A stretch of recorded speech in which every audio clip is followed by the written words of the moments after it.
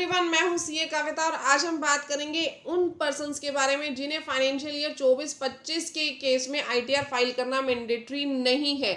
सबसे पहले तो देखिए, आपको अपनी बेसिक एग्जम्पशन लिमिट चेक करनी है। आपकी बेसिक एग्जम्पशन लिमिट कितनी है? अगर आप ओल्ड टैक्स रिजीम में हैं और आपकी एज 60 ईयर से कम है तो आपकी इनकम 2.5 लाख से अगर कम है ग्रोस टोटल इनकम, तो आपको आईटीआर फाइल नहीं करनी। आपकी एज 60 टू 80 ईयर्स है तो 3 लाख रुपए तक आपको छूट दी गई है, आपको आईटीआर फाइल नहीं करनी।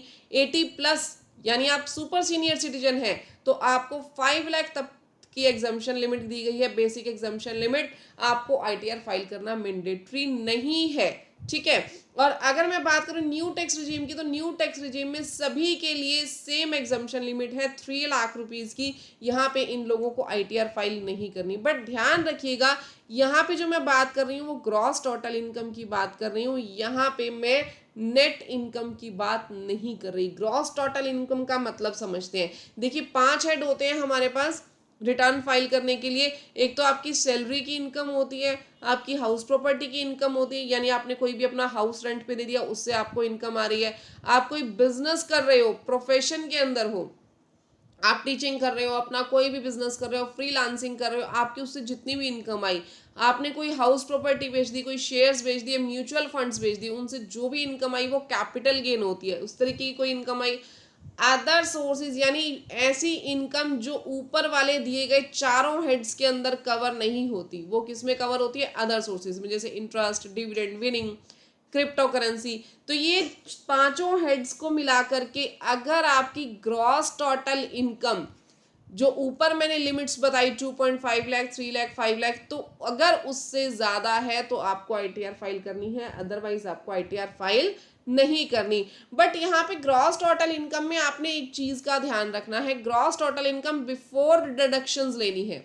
यानी जो 80C की डिडक्शंस होती हैं, LIC, PF, ELSS या 80D की, 80G की, ये कोई भी डिडक्शंस आपको नहीं लेनी। मैं बात कर रही हूँ ग्रॉस टोटल इनकम की। ध्यान रखिए, जैसे कि आपकी जो सैलरी प्लस हाउस प्रॉपर्टी की इनकम है वो है 4 लाख रुपीज, और 80C की डिडक्शंस आपकी कितनी आ रही हैं? 1,50,000 रुपीज, और आपकी एज जो है that is less than 60 years. तो क्या आपको आईटीआर फाइल मैंडेटरी है? जी हाँ, आपको आईटीआर फाइलिंग मैंडेटरी है, क्योंकि आप यहाँ पे क्या देखेंगे? ये वाली ग्रॉस टोटल इनकम देखेंगे।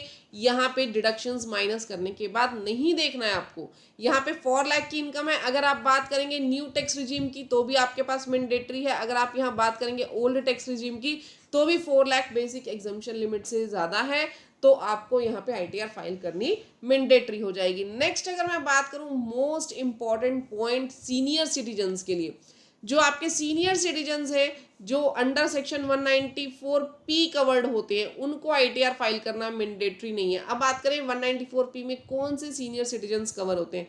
ऐसे सीनियर सिटीजन्स जिनकी 75 ईयर से ज़्यादा की एज है, जो कि इंडिया के रेजिडेंट है, यानी नॉन रेजिडेंट की मैं बात नहीं कर रही हूँ, जो इंडिया के रेजिडेंट है और जिनकी सिर्फ दो ही तरीके की इनकम है। First one is pension income, second one is interest from the same bank. The main point is interest from the same bank. Same bank कौन सा? जहां से उसकी पेंशन इनकम आ रही है, ठीक है। तो यहाँ नहीं, जहां पे आपकी पेंशन इनकम है, अगर उसी बैंक से आपको इंटरेस्ट मिला है तो आपको आईटीआर फाइल करना मैंडेटरी नहीं है, बशर्ते आपको फॉर्म 12BBA फाइल करना है बैंक को। अगर आपने सबमिट कर दिया अपना बैंक में फॉर्म 12BBA तो आपको आईटीआर फाइल करना मैंडेटरी नहीं है। बैंक कंप्यूट करेगा इनकम, अलाउ करेगा डिडक्शंस, यानी बैंक को आप अपनी डिडक्शंस भी बता देंगे, वो टीडीएस काट देगा आपका। आईटीआर उसके बाद आपको फाइल करना जरूरी नहीं है, जितना टीडीएस बनता होगा बैंक डिडक्ट कर देगा। क्लियर? तो 194P में सीनियर सिटीजन्स को एक बहुत बड़ी सुविधा दी गई है।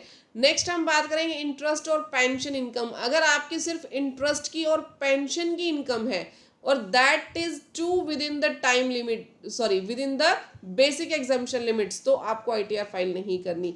यानी कि अगर आपकी बेसिक एग्जाम्पशन लिमिट से कम इनकम है और सिर्फ इंटरेस्ट पेंशन की ही इनकम है तो आपको आईटीआर फाइल करना मैंडेटरी नहीं है।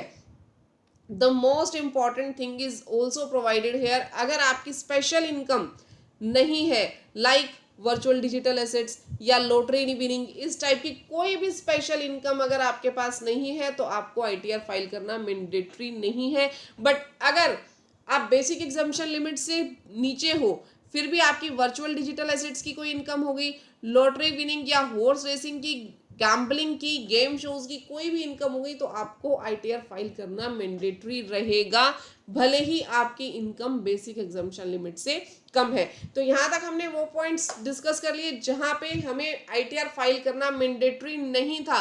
बट अब मैं कुछ एक ऐसे पॉइंट्स और आपको बता दूं जहाँ पे आईटीआर फाइल करना मैंडेटरी रहेगा even if you have income below basic exemption limit. अगर आपकी बेसिक एग्जामिशन लिमिट से भी कम इनकम है तो भी आईटीआर फाइल होगी। सबसे पहले तो अगर आपने 1 करोड़ से ज्यादा करंट अकाउंट में डिपॉजिट कर दिए तो आपको आईटीआर फाइल करना मैंडेटरी है, भले ही आपकी कितनी भी इनकम क्यों ना हो। अगर 50 लाख से ज्यादा आपने डिपॉजिट कर दी सेविंग बैंक अकाउंट में, आपके लिए आईटीआर फाइल करना मैंडेटरी है। 2 लाख से ज्यादा आपने खर्च कर दिए फॉरेन ट्रैवलिंग में, आईटीआर फाइल करना मैंडेटरी है। ड्यूरिंग द ईयर आपने इलेक्ट्रिसिटी बिल पे कर दिया 1 लाख से ज्यादा का, आपने 1 लाख से ज्यादा का खर्चा कर दिया इलेक्ट्रिसिटी बिल पे, तो इनकम तो होगी ना आपकी, तो आपको आईटीआर फाइल करना मैंडेटरी है, भले ही इनकम कितनी भी हो।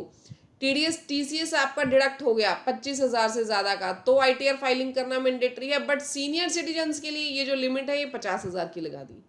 अगर आपका टीडीएस डिडक्ट हुआ है, टीडीएस की अमाउंट 25,000 से ज्यादा है तो आपको आईटीआर फाइल करनी है। सीनियर सिटीजन के केस में 50,000 की लिमिट है।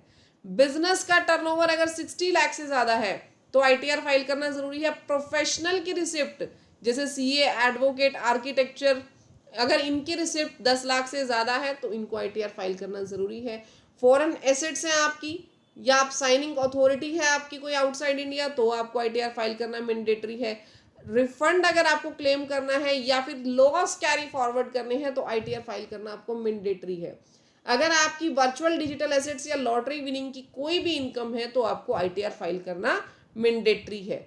तो यहाँ तक हमने ये सारा कवर कर लिया प्रैक्टिकली सिनेरियो की किस तरीके से आपको कौन कौन सी सिचुएशंस में आईटीआर फाइल करना जरूरी है और कौन कौन सी सिचुएशंस में आईटीआर फाइल करना जरूरी नहीं है। गाइज अगर वीडियो अच्छी लगी तो वीडियो को लाइक, चैनल को सब्सक्राइब करना मत भूलिएगा।